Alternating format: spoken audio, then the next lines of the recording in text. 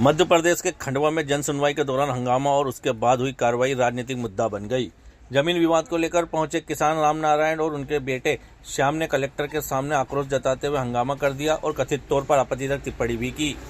स्थिति बिगड़ने पर सुरक्षा कर्मियों ने दोनों को सभागार से बाहर किया, जहां धक्का मुक्की के बाद मामला बढ़ गया।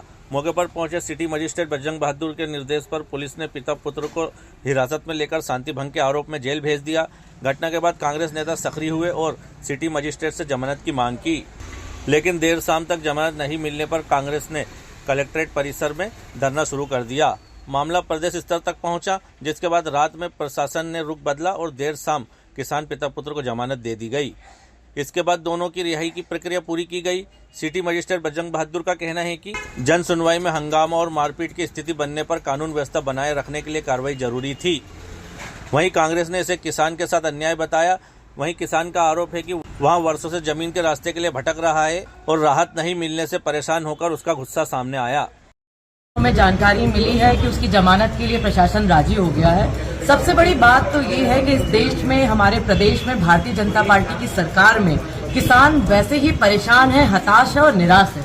एक किसान जब अपनी दुख भरी कहानी पिछले 8 साल से सरकारी कागज लेकर दफ्तर के चक्कर काट रहा है, उसकी जमीन का मामला है। आज उसने यदि होश खोकर थोड़ा तेज आवाज में बात कर ली तो क्या प्रशासन उसको जेल में डालने का काम करेगा? इस देश का अन्नदाता, हमारे खंडवा का किसान बरूड का अपनी जायज मांग को लेकर आपके पास आ रहा है, आपने उसको गुंडा करार करके जेल में डाल दिया। फिर कहते हैं कि हम आपको जमानत दे देंगे, और जमानत का जो बॉन्ड पत्र होता है वो कितने का भरवाया आपको पता है? 1 लाख रुपए का। वो किसान और उसका पुत्र जो घर पे दोनों यहाँ पर आए, अपनी जमीन के लिए लड़ाई लड़ने आए थे, उससे 1 लाख रुपए का बॉन्ड पत्र भरवा रहे। किसान जाएगा कहाँ? पूरे मध्य प्रदेश में आज किसान सरकारी दफ्तरों के चक्कर काट रहा है और मंडियों में क्या हाल है आप सबने देखा। एसडीएम साहब पहले उस किसान को गुंडा करार देते हैं। हमने कहा जमानत कर दीजिए तो कहते हैं गुंडा है।